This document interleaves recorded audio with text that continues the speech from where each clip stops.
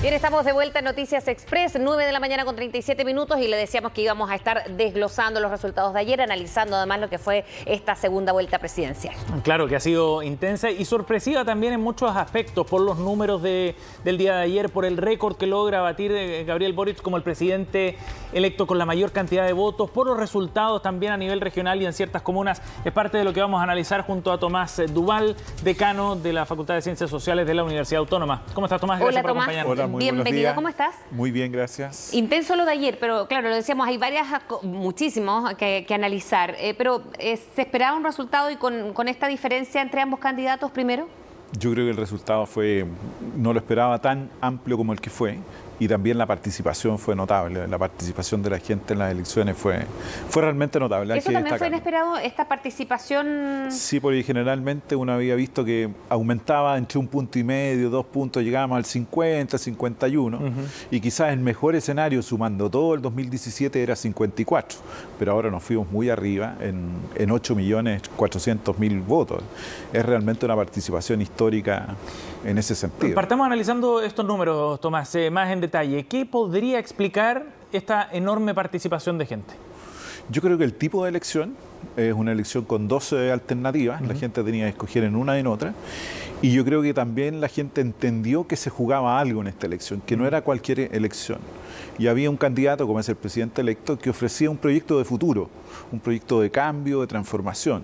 Y yo creo que eso fue muy significativo para que se produjera esta mayor participación, entre muchos otros factores, no quiero decir que sea eso. Y también que la figura de Gabriel Boric, bueno, representaba ese cambio de ciclo, era el fin del ciclo político de unos 30 años donde las fuerzas políticas tradicionales ya estaban con problemas y por lo tanto creo que ese fue un factor muy clave. Y lo segundo, la gran movilización, o sea, hay que reconocer que se movilizó la ciudadanía detrás. O sea, Isquia Siches ahí tuvo un rol preponderante, diría yo, en la segunda vuelta, porque recorrió el país con su hija en brazos, no es menor, y comunica muy bien, ella hace muy bien ese rol y yo creo que le dio significativamente una cuestión territorial que la campaña en la primera vuelta tuvo esa deficiencia. Ese punto quiero tocar de la diferencia. La primera vuelta estuvo un Gabriel Boric golpeado por los resultados porque se iban muy confiados en general de que si pasaban a la segunda vuelta iban a pasar en primer lugar. Y además es otro antecedente, ¿no? Que es primera vez que un presidente electo sale en la segunda vuelta, pero habiendo perdido la primera. ¿Cómo ahí hubo este trabajo territorial? También hubo 1 millón de puertas con Carol Cariola, con bases, ¿no? Con la alcaldesa de La Pintana, por ejemplo, entre otros muchos ejemplos, y sin ir más lejos con lo de Isquia Siches. Aquí hubo un trabajo territorial muy pensado el día siguiente de la primera vuelta. Yo creo que reaccionó muy rápido después de la primera vuelta. En la primera vuelta el que se sacó los mismos votos que en la primaria. Entonces era como que se dio vuelta en el mismo escenario. Ahora amplió y lo amplió en el territorio y convocando a figuras. Tampoco es menor el apoyo que le dio el expresidente Lagos y la expresidenta Michelle Bachelet a Gabriel Boric. Esas cosas también van sumando y ayudando. Y yo creo que esos apoyos políticos, más ese trabajo territorial que hicieron los alcaldes, las alcaldesas del Frente Amplio y los gobernadores son mayoritarios en Chile, también son figuras eléctricas. Yo creo que ahí hicieron un cuerpo territorial que entendieron que la campaña se ganaba no solamente con discursos, sino que con el terreno, y eso era un factor constituyentes esencial. también, viendo, por ejemplo, Baza hizo puerta a puerta, como algunas figuras que son emblemáticas en el rol donde están.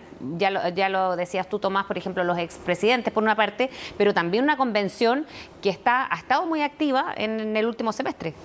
Sí, yo creo que en eso no hubo, nadie se restó de esa campaña, yo creo que fue inclusiva en eso. Y permitió que todas las fuerzas políticas estuvieran detrás de él. Yo creo que eso fue un gran efecto convocante y convocador que tuvo, digamos. Sí. Creo que eso lo aprovechó muy bien. Tomás, lo conversábamos antes de salir al aire, esta movilización de la que hablábamos, la capacidad de convocar a gente y de movilizarla, llevarla efectivamente a la urna, la consigue también en comunas donde habitualmente hay poca participación. ¿Cuán importante fue eso? Yo creo que eso es vital. Si uno mira la región metropolitana, ve las comunas como La Pintana, El Bosque, San Ramón, Puente Alto, que llegan algunas sobre el 50% de participación. Eso no se había visto, eran comunas donde generalmente votaba el 30% y con el 35% ya uno decía, oye, votó gran parte gran parte de la población. Y hoy día salió más de la mitad. Yo creo que eso fue fundamental. La región metropolitana, en esas comunas, en la zona sur de Santiago, no solamente en la zona sur, en casi toda la región metropolitana, a excepción de las comunas de la zona oriente, a Gabriel Boric le fue muy bien y movilizó a la gente a las urnas. Yo creo que eso fue... Eso no era nada fácil. No era nada de fácil, pero yo creo que el proyecto convocante era muy fuerte, y también Kast no presentaba un proyecto a futuro. Si uno lo mira retrospectivamente, Kast más bien quería que todo quedara igual. Esa fue la sensación que dio la última semana, ¿no? Como que todo quedara igual y que vamos a estar bien o tranquilos. Y la verdad es que las elecciones se trata de un proyecto de futuro, hacia adelante. Y yo creo que esas expectativas las cumplía bien y las supo transmitir Gabriel Boric, y que moderó su mensaje en la segunda vuelta, ¿no? ¿Y qué pasó? Pero ambos candidatos ahí tuvieron cambios, volteretas les decían a otros, pero ¿qué pasó con la campaña de Kast? ¿Qué faltó? Porque, por ejemplo, cuando él se va a Estados Unidos dice que se restó día, perdió fuerza. ¿Qué fue lo que pasa, más allá de lo que tú nos explicas, Tomás, de este poco proyecto a futuro, ¿no? Que era la gran diferencia quizás en ambas candidaturas? Yo creo que Kast fue una segunda vuelta muy vacilante. Perdió una semana, la primera semana la perdió, fue a Estados Unidos, todavía no sabemos a qué, digamos. No tuvo una reacción, mientras la candidatura de Boric incorporaba personas, cambió jefes de campaña, es decir, dio muestras de haber leído perfectamente lo que había sucedido en la primera vuelta. Y al final Kast terminó casi, yo diría, peleando personalmente con la candidatura y no proponiendo mucho más, digamos, en conflictos con el otro candidato. Y yo creo que eso también le resta, sí, esas cuestiones no suman al final ni convocan a la ciudadanía a las urnas. Tomás, ahora, este escenario era bien particular porque se planteaba un escenario algo polarizado, ¿no? Se veía una tensión. Había muchas figuras del mundo de la centroizquierda que argumentaban que era necesario apoyar a Boric más que por el proyecto de Boric para frenar el avance de José Antonio Kast. Así lo planteaban derechamente. La misma DC, ¿no? Dice que vota por Boric, pero será en oposición. O sea, lo hace no para sumarse al proyecto, sino para evitar que José Antonio Kast ganara. Es difícil hacer la distinción tan precisa, pero ¿qué crees tú que pesó más? ¿El proyecto y la figura de Gabriel Boric o una necesidad de derrotar al candidato José Antonio Kast? Yo creo que pesa más el proyecto a futuro, el proyecto de cambios estructurales, y yo creo que eso era parte de la candidatura de Gabriel Boric. Que se modera en la segunda parte, sí, pero presentaba un proyecto de futuro. Y atacando a los males, entre comillas, de hacernos cargo, la representatividad, la colusión, y voy a seguir con la AFP, etcétera.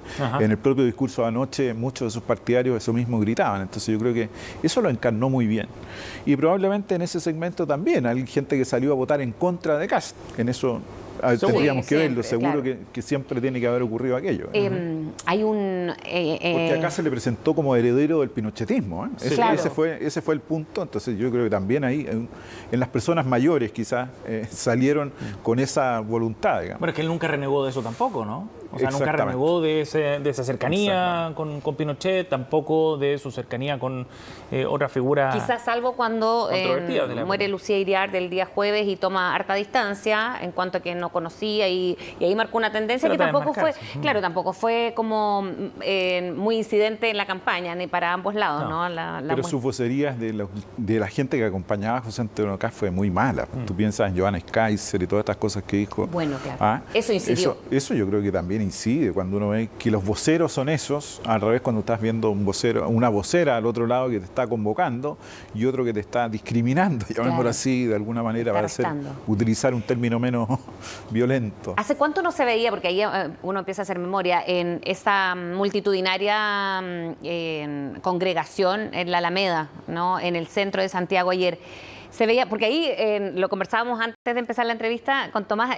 Primero tú decías, bueno, ¿cuántas personas votaron efectivamente por Gabriel Boric o para arrestar este avance de José Antonio Kast, en fin? Pero después cuando sale la gente a la calle de manera espontánea, cuando no hay desórdenes, cuando hay como de una manera bien genuina, ahí ¿cómo se explica? El voto joven, decías tú, ese elemento es bien importante porque como que arrastró quizás a familias completas. Y no solamente en Santiago, yo diría en las regiones de Chile también. Eso te iba a decir, no solamente esa congregación que es más simbólica. Sí. Ahora, hace tiempo que no veíamos una movilización así en las calles por la política. La hemos visto por artistas o por otras cosas, digamos. O por el mismo plebiscito. Claro, pero no por la política. Yo creo que esto revive un poco, le da esa energía, y yo creo que eso demuestra que la candidatura de Gabriel Boric sí tenía un componente de jóvenes que era evidente, pero esos jóvenes sí movilizan. En todas las campañas políticas que sean, los jóvenes son un agente de movilizador muy importante. Yo creo que no solamente los jóvenes estuvieron en la calle ayer, pero sí se notó esa movilización. Yo creo que eso es muy claro. Y eso puede ser importante para la etapa que viene ahora de instalación, digamos, del gobierno y para el inicio del gobierno de Gabriel Boric, el haber tenido esa cantidad de gente en la Alameda y en las calles de otras ciudades del país celebrando efusivamente, ver lo que decía Fresia, esta masividad que no se veía, no sé, yo creo en una campaña presidencial de quizá el triunfo de Michelle Bachelet, eso, ¿no? El segundo. Sí, El primero, cuando ella salió presidenta de la República. Yo creo que esa es la noción cuando llega la moneda, la primera mujer. Fue muy impresionante eso también. Yo diría que ahí hay el primer recuerdo, y los otros nos tendríamos que remontar a Lagos Lavín, digamos, que claro, también. Ahí hubo actos finales y había cierta épica asociada. Había cierta épica en elecciones estrechas, digamos, pero con Michelle Bachelet era una cuestión distinta. Yo creo que de ahí también se vio otro tipo de ¿Es importante para el inicio del gobierno de Gabriel Boric? Yo creo que es muy importante. Yo creo que la ciudadanía hoy día tiene muchas expectativas respecto al gobierno. Hay esperanza. Muchas expectativas sobre el gobierno que puede hacer Gabriel Boric. Es que en las redes sociales o se repetía mucho, por lo que es el pulso que uno puede ir tomando en las primeras horas de conocer una elección, pero se habla de esperanza, se habla de no dejar solo al presidente, porque muchas veces es bien bonito cuando ganan. El tema es cuando se empiezan a aterrizar los temas, cuando se empiezan ya a designar los cargos. Entonces acá eso, de todas maneras, siempre me imagino que el liderazgo se va a ver más apañado con el apoyo ciudadano, y no como pasa habitualmente con los presidentes que se van quedando solos. Sí, y yo creo que en esto me voy a arriesgar, pero yo creo que el gran legado de Gabriel Boric va a ser la nueva Constitución. Yo creo que ese es el punto central. El próximo año, su firma, claro. El próximo año hay un plebiscito de salida, y un presidente electo de esta forma, con esa cantidad de votos, bueno, nos está diciendo que la próxima Constitución sí se va a aprobar. Y yo creo que ese es el gran legado político de Gabriel Boric, independiente de las cosas que puede hacer gobernando, pero yo creo que ahí está su centro político más importante. Tomás, ¿qué te pareció el discurso de ayer de Gabriel Boric? Me pareció un discurso muy razonado, muy pensado, que jugó bien con la emoción, con los contenidos y convocando. Yo creo que fue muy amplio, como que dejó atrás esta coalición Apruebo Dignidad y le habló al país, no solamente al país de su sector, sino que colocó los temas, agradeció al resto de las candidaturas. Yo creo que fue un discurso, yo diría, muy bueno, porque permitió eso, digamos, sin mayores estridencias. Colocó los temas, hizo un listado de agenda también, lo dio entre medio del discurso, pero también se amplió, está pensando en el país, y eso dio una señal muy importante. De hecho, hacía un guiño a Patricio Aylwin en ese histórico discurso que daba en el Estadio Nacional, claro, el expresidente, cuando hablaba de civiles y militares. Bueno, ayer Gabriel Boric hacía un discurso también convocando, o más bien asumiendo que va a ser el presidente de todos los chilenos, por supuesto, de aquellos que votaron por Kast también. Y entre medio de la pifia él dice, sí, también los votantes o adherentes de José Antonio Kast. Hay ciertos guiños que son importantes desde el punto de vista de esa unidad que él necesita también, ¿no? Sí, yo creo que leyó muy bien el momento, y un discurso muy amplio y convocante. Yo creo que nadie puede no sentirse identificado con ese discurso que él hizo ayer para el futuro del país, digamos. Delineó las cuestiones más importantes de su programa y al mismo tiempo le dijo a todas las fuerzas políticas, mire, yo estoy abierto al diálogo, estoy abierto a conversar con ustedes. Y los convoco a este proyecto que va más allá de mí, sino que es del país. Yo creo que ese mensaje fue muy directo ayer. Cosas destacables también a nivel país es el CERVEL. En una hora teníamos ya presidente electo, teníamos resultados casi definitivos por una parte. La llamada del presidente Piñera que se haya mantenido, porque durante el día fue bien cauto Gabriel Boric y no sabía el mecanismo. Entonces ahí uno se planteaba, a lo mejor si hay cambios acá tampoco se van a repetir estos ceremoniales, como decíamos hace unos minutos. Pero se fue cumpliendo todo, ¿no? Sí, es que yo creo que Gabriel Boric tiene esos ritos democráticos y valora mucho la democracia. Yo creo que en eso no cabe la menor duda, digamos. Y aquellos que intentaron hacer del sistema electoral que fueron irresponsables. Yo diría irresponsables es la palabra más suave para aquellos, digamos.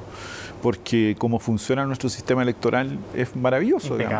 En menos de una hora uno tiene el resultado y sabe perfectamente lo que ocurrió y nadie duda del resultado. Exacto. Que es una cuestión muy distinta. Yo creo que aquellos que dicen cambiémonos al voto electrónico, no dejémoslo así porque presencialmente todo lo podemos ver, se cuentan y el sistema funciona. Ahora, que se puede perfeccionar, sin duda, lo que ocurrió ayer respecto de la movilización, es un problema de la distancia que tienen los ciudadanos de los locales de votación. Y yo creo eso hay que arreglarlo. Que la ley no estuvo a tiempo. No, la ley que acercaba los locales de votación. Exactamente, la ley la vamos a ver en este plebiscito 2022, donde se supone que no todo el padrón, prácticamente un 30% va a producirse esos cambios para acercamiento.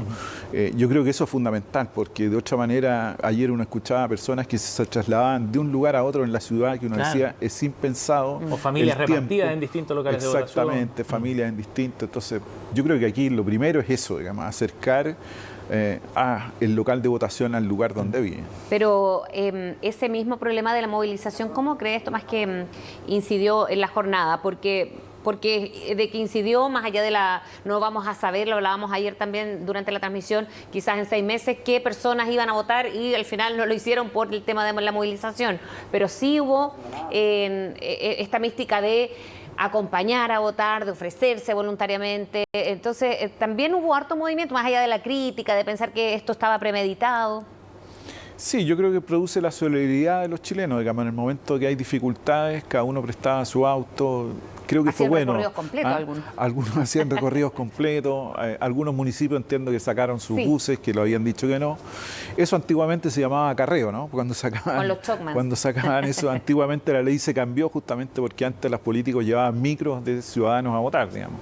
Pero creo que se solucionó de alguna manera. Ahora evidentemente hubo un problema grave en la mañana. Yo creo que eso sí que hay que hacerse responsable de quien sea de ese problema del transporte que tuvimos en la región metropolitana y parece que en otros lugares también. Tomás, hablemos también del derrotado de José Antonio Kast, que a pesar de la derrota obtuvo un resultado en términos de voto muy importante. Entiendo, el candidato derrotado que más votos ha obtenido. Obtuvo cerca de 200.000 votos menos que Sebastián Piñera en el triunfo de Piñera en la elección anterior. O sea, tuvo un muy buen rendimiento. No fue suficiente porque Gabriel Boric obtuvo mucho más, pero fue un porcentaje de voto importante también y una cantidad de votos importante. ¿En qué pie queda José Antonio Kast ahora con esta derrota? Bueno, yo pienso que José Antonio Kast puede jugar un rol político. Generalmente los que pierden las elecciones no se sientan como líderes de la oposición. Eso ha pasado más o menos en las últimas elecciones. Pero sin embargo yo creo que en este momento, bueno, la derecha y la centro derecha van a tener que reflexionar qué es lo que pasó en esta campaña. Rearmarse. Es que yo creo que de aquí en adelante vamos a ver nuevas alianzas que no nos imaginamos todavía. Yo creo que se van a romper un poco las alianzas que conocíamos tradicionalmente hasta ahora. Y que estas nuevas fuerzas políticas van a incurrir en nuevos distintos ¿Por el Partido Republicano en particular o por otras fuerzas? Yo diría en todo el sistema y quizás el Partido Republicano también, digamos, busque alianzas con otros partidos y dentro de Chile Vamos también se produzcan cuestiones. ¿Y en el futuro oficialismo también?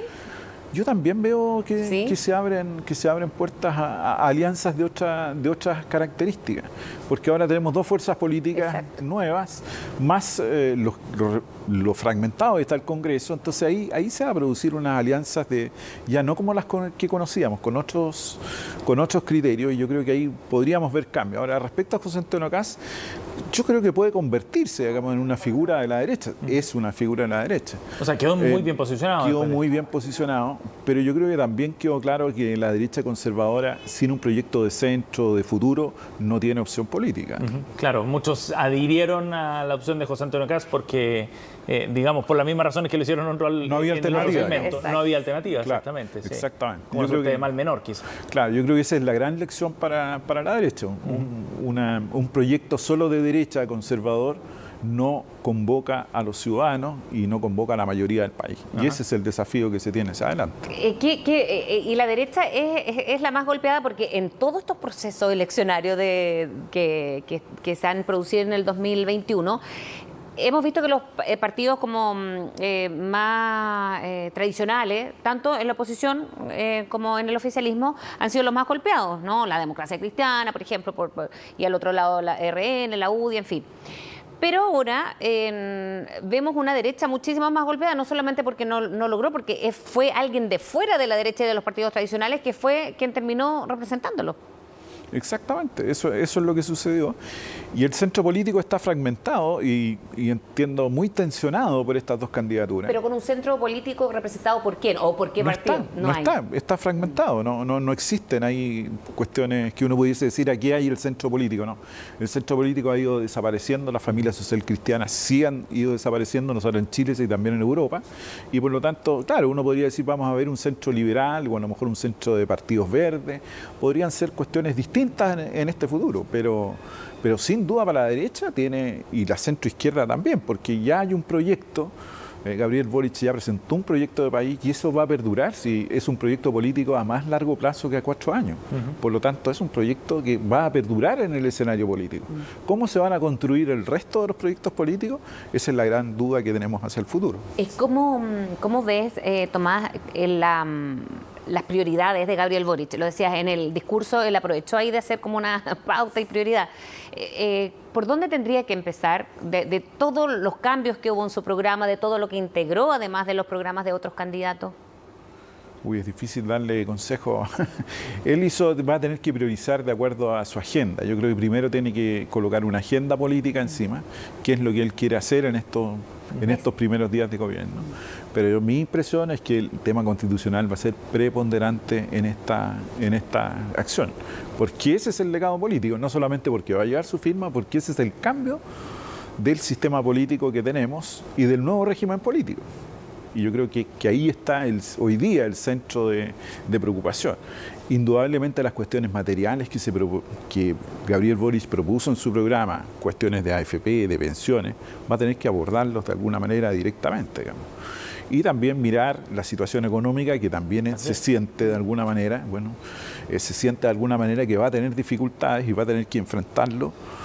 Por ejemplo, con una reforma tributaria. Tendrá que hacer una reforma tributaria si realmente quiere hacer esos cambios. Y antes de hacer los cambios hay que tener la reforma tributaria, porque si no, no van a haber recursos para financiarlo. Sí, y serán una de las prioridades probablemente, así como ir nombrando algunos personajes para su gabinete o dar señales. No, claro, en lo inmediato va a tener que... Ahora vamos a entrar a la discusión vamos a ir viendo, digamos, cuáles son... ¿Quiénes? Claro, y eso ¿Quiénes son aquellos? Porque ya circulan muchos nombres. Bueno, y uno sabe que los nombres a veces salen y se queman a veces, muchas veces no aparecen. También. Pero hay algunos que innegablemente que van a dejar el Parlamento, que lo han acompañado en el proceso como de construcción de este proyecto muy cercano, ¿no? Desde el movimiento estudiantil. No, por supuesto, no siempre voy a decir que Joe Jackson va a estar, no sé dónde, pero va a estar. Pero va a estar, Y que Asiche también. Sin saber dónde, pero uno aproxima que va a estar. Sí. Ahora, ahí hay un cambio interesante en el sistema político. Fíjense usted el tiempo que se demora un presidente en asumir, desde diciembre a marzo. Es mucho tiempo. Imagínense que hubiera ganado en noviembre. Si hubiese ganado en noviembre, tendría que asumir en marzo. Yo creo que ahí hay un tema que la nueva Constitución tiene que resolverlo. Digamos. Uno podría decir, oye, si la elección fue en diciembre, que asuma los primeros días de enero. Bueno, los dejaremos sin vacaciones en febrero, sí, está bien, pero ganaron el gobierno, por lo menos van a tener un espacio. Yo creo que ahí hay un tema. Tomás, muchas gracias por habernos acompañado nuevamente aquí en CNN. Que esté muy bien. Muy bien. Buena mañana. Bien, son las 10 de la mañana, vamos a hacer un alto y ya estamos de regreso con Noticias Express.